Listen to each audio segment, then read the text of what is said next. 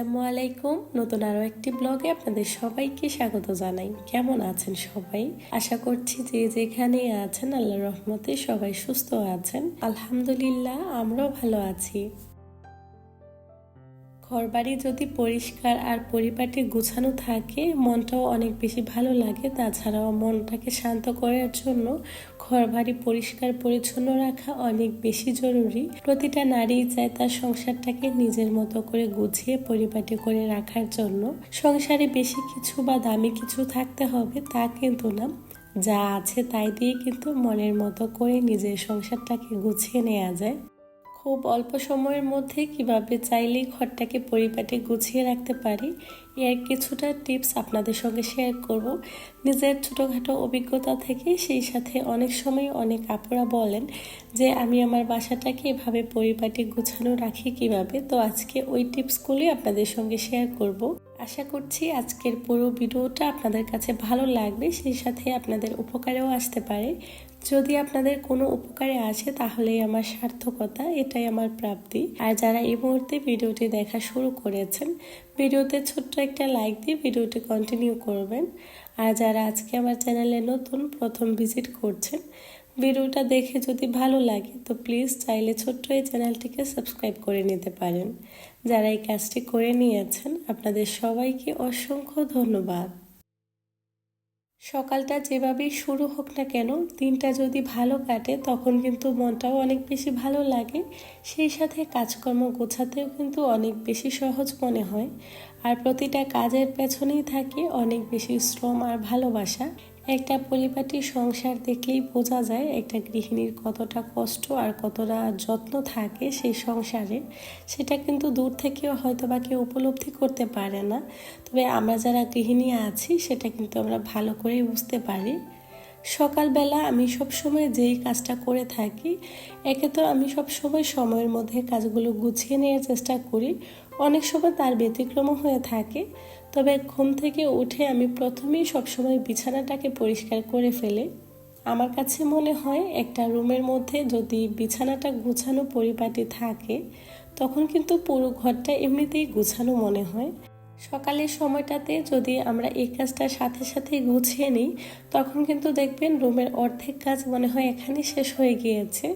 তাছাড়া আমার কাছে বরাবরের মতোই মনে হয় যে ঘর যদি পরিপাটি রাখতে হয় তাহলে কিন্তু প্রথমেই বিছানা তা গুছিয়ে নিতে হয় ভালো করে, তারপর হচ্ছে সোফার রুম। বিশেষ করে বাসায় এই দুইটা রুম কিন্তু অনেক বেশি নোংরা হয়, সেই সাথে ময়লাও জমে। তো এই জিনিসগুলো যদি সাথে সাথে পরিষ্কার করে নেওয়া যায় তখন কিন্তু কাজগুলো অনেকটা সহজ হয়। তাছাড়া ঘরটা দেখতেও অনেক বেশি গোছানো মনে হয়। অনেক সময় দেখা যায় আমরা চলাফেরার ক্ষেত্রে বাচ্চারা অনেক সময় এটা ফেলে দেয় বা ওটা ফেলে দেয়, খেলনা এলোমেলো করে রাখে। এই কাজগুলো যদি অন্যান্য কাজের পাশাপাশি গুছিয়ে নিই তখন কিন্তু কাজটা অনেকটা সহজ হয়ে যায় আর ঘরটাও এলোমেলো থাকে না। তো হাতে 2 থেকে 5 মিনিট সময় নিয়ে কিন্তু এই কাজগুলো গুছিয়ে নেওয়া যায়। খুব একটা যে সময় লাগে তা কিন্তু না, তারপরও ঘরটা অনেক বেশি গোছানো মনে হয়। তো প্রতিবার যখনই আমি রুমে যাই যদি দেখি কখনো কুশন এলোমেলো হয়ে আছে বা ট্রে টেবিলের উপরে কোনো কিছু পড়ে আছে বা বাচ্চারা রেখে দিয়েছে, ওইগুলো আমি সাথে সাথে এনে গুছিয়ে রাখি, তখন কিন্তু ঘরটা ওভাবে এলোমেলো হয় না। তাছাড়া ওই যে সময় নিয়ে একেবারে হাতে অনেক বেশি সময় নিয়ে আমাকে কাজগুলো গুছিয়ে নিতে হবে, ওই কাজটা আমার কখনোই করতে হয় না। চোখের সামনে যতটুকু দেখি সাথে সাথে গুছিয়ে নেওয়ার চেষ্টা করি। সেটা হতে পারে যে কোনো রুম, রান্নাঘর অথবা বেডরুম, সবসময় আমি এই কাজটা গুছিয়ে নিই। এতে করে কাজ অনেক বেশি সহজ মনে হয়। তারপর আমি যে টিপসটার কথা বলবো সেটা হচ্ছে রান্না করার পর, বিশেষ করে কাটাকাটি করার পর সবসময় সিঙ্কটা যদি ক্লিয়ার থাকে, যেমন সিঙ্কে কোনো থালাবাটি নেই এরকম হয়, তখন কিন্তু দেখবেন কাজ করেও অনেকটা শান্তি পাওয়া যায়। সেই সাথে যে কোনো কিছু ক্লিন করতে বা ধুতে কিন্তু অনেকটা সুবিধা হয়। যদি সিঙ্কে থালাবাটি জমিয়ে রাখি তখন তার পরের বার যে রান্না করব বা কিছু একটা বানাবো সেই আগ্রহটা থাকে না। আমার কাছে তো প্রায় এরকম হয়। সিঙ্কে আমি সব সময় একটা চামচ পড়ে থাকলেও সাথে সাথে ক্লিন করে ফেলি। যত রাতই হোক না কেন বা যত সময় লাগুক না কেন, আমি সব সময় রান্নাঘরটাকে পরিপাটি গুছিয়ে রাখি। অনেক বেশি কষ্ট হয়ে যায় অনেক সময়, তারপরও আমি এই কাজটা করি। কারণ রান্নাঘরটা গুছানো থাকলে দেখবেন কাজ করতেও ভালো লাগে। তো সব সময় সিঙ্কটা যদি ক্লিয়ার থাকে তখন কিন্তু কাজ করেও শান্তি পাওয়া যায়।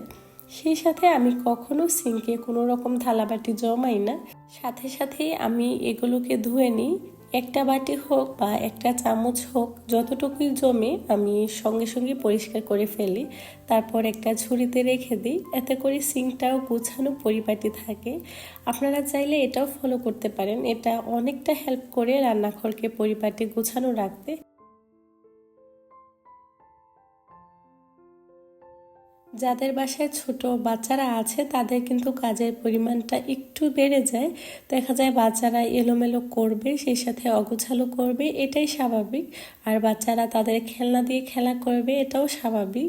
তো সেক্ষেত্রে দেখা যায় ঘরটা অনেক বেশি এলোমেলো লাগে। আর ছোটোখাটো খেলনা দেখা যায় বিভিন্ন জায়গায় এলোমেলোভাবে পড়ে থাকে।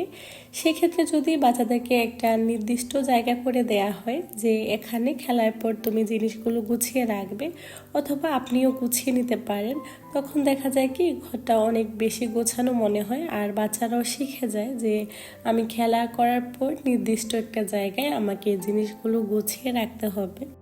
প্রতিদিন একই কাজ যখন আপনি বারবার গোছাবেন বা বারবার করবেন, তখন কিন্তু বাচ্চারাও দেখে অনেকটা শিখে যায়। আর ওরাও বুঝতে পারে যে খেলার পর অবশ্যই আমাকে এই জায়গাতেই জিনিসগুলো গুছিয়ে রাখতে হবে।